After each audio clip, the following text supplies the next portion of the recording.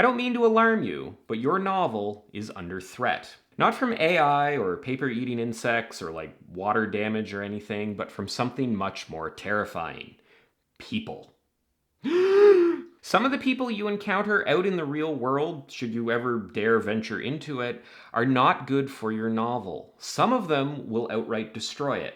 So let's talk about some of these folks and what you can do to prevent them from hurting your manuscript or whatever. Beginning with the worst type of critic you will encounter. There are basically three types of critics that most writers will encounter out there. You have your critique partners, editors, beta readers. These are folks that will give you legitimate advice on how to improve your writing, and you should generally listen to their criticisms when they make sense and make changes based on those criticisms. Next, you have what I'm going to call, and pardon my French here, the negative Nellies. I should probably bleep that out or I'm going to upset a bunch of advertisers. These are basically just trolls who want to trash you and discourage you for all sorts of psychological reasons that mostly have stuff to do with them and not really stuff to do with you. These types of people can be ignored most of the time, usually, although that's kind of a tough thing to do sometimes. Their opinions don't really matter. They're usually ignorant and uninformed, and they're basically just criticizing you to get a rise out of you. Those two types of critics are not the worst types of critics, though. The worst types of critics that most novel writers need to deal with are well-meaning people in your life who will unconsciously try to keep you from improving. There's a few different terms for this. Some people call it the tall poppy syndrome. Other people refer to it as the crab in a bucket theory.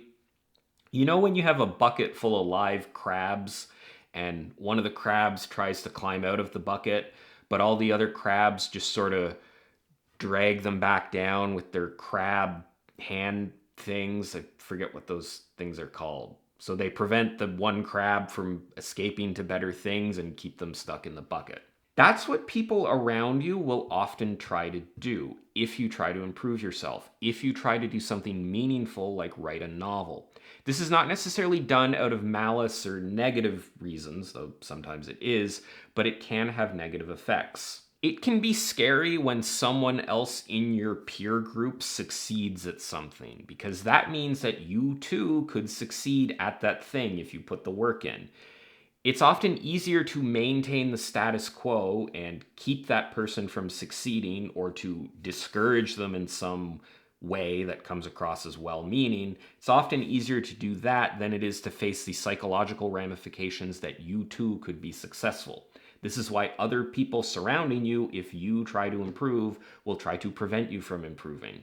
This is why I think joining a writing group or some kind of community, either in person or virtual, where people write and write consistently is so important. These types of groups will help pull you forward and encourage you to keep writing. Also, there can be kind of a reverse effect here where if everyone in your peer group is writing a novel, you will write one too because you don't want to fall behind. All right, the next person who is coming to destroy your novel, me. That's right, I was the villain all along. That's why I'm wearing a black shirt now. Oh, I forgot to change my shirt. I played all of you for fools. This channel is actually an elaborate ruse to destroy every last one of your novel writing ambitions. Please remember to subscribe so that all my evil plans can come to fruition. We are living in a time where your eyeballs are incredibly valuable. As far as like what content they're watching, not in a like steal your organs and sell them on the black market sort of way. Every platform and every creator on those platforms, myself included, wants you to consume as much of their content as possible. More views means more reach means more dollar bills and fame and success and everything else that comes along with that. Now, I justify this to myself when I'm crying alone in the dark hallways of my cavernous mansion at night by saying that my content is meant to encourage people to write, that it helps people get off the hedonic treadmill of the internet and pursue something creative and constructive. I may just be lying to myself to remove the guilt around the wealth that my vast YouTube empire has created, but I don't know, it sounds kind of good. The default state for most people is to become a consumer. You are bombarded every day by highly engineered content that is meant to suck hours out of your life. The best writers in the world are not on the New York Times bestsellers list. They're writing email headlines and ad copy and things designed to take your time and your money away from you. Breaking free from all of that requires focused effort and a lot of self-discipline. Until you can overcome that, writing a novel will be incredibly difficult. Until you can overcome the distractions and everybody who's trying to pull your attention away from your project, it's going to be incredibly hard to finish. And lastly, the last person who's coming to destroy your novel, you. That's right, we trace the sabotage, and it's coming from inside the writer. Does that joke still land? That would have been hilarious in 1999. For my younger viewers, there used to be this thing called the 20th century, and all the years started with 19. Wait, why was it called the 20th century then? The ability for a writer to completely mess up their own novel is astounding and terrifying. A lot of the responsibility for how your project turns out is ultimately on you. This filters down through every level of writing, all the way from whether you are actually sitting down to write or not, even down to what and how you write.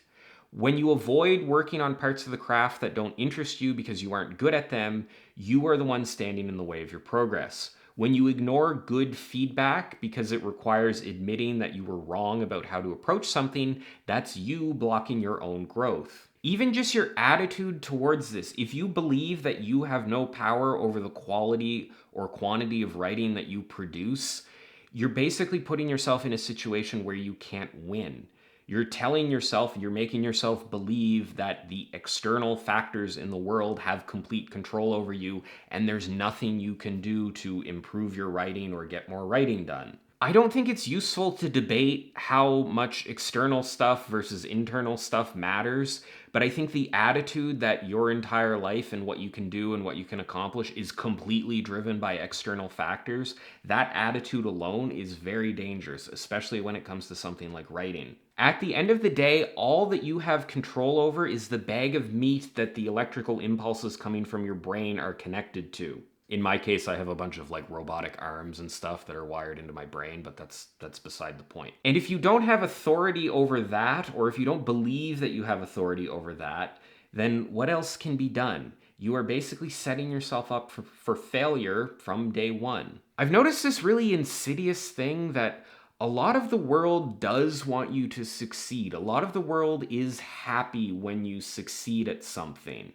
The world wants you to be successful, but oftentimes we ourselves, for whatever reason, don't want to be. So we don't put the time in, we don't put the work in, and that's ultimately on you at the end of the day. Well, it's on me for me, but on you for you get what I mean. Speaking of getting what I mean, I hope that throughout the course of this video you were getting what I mean or meant or whatever. So there you have it. I'd love to hear what you think about this in the comments down below. As always, thanks for watching, and I'll see you next time.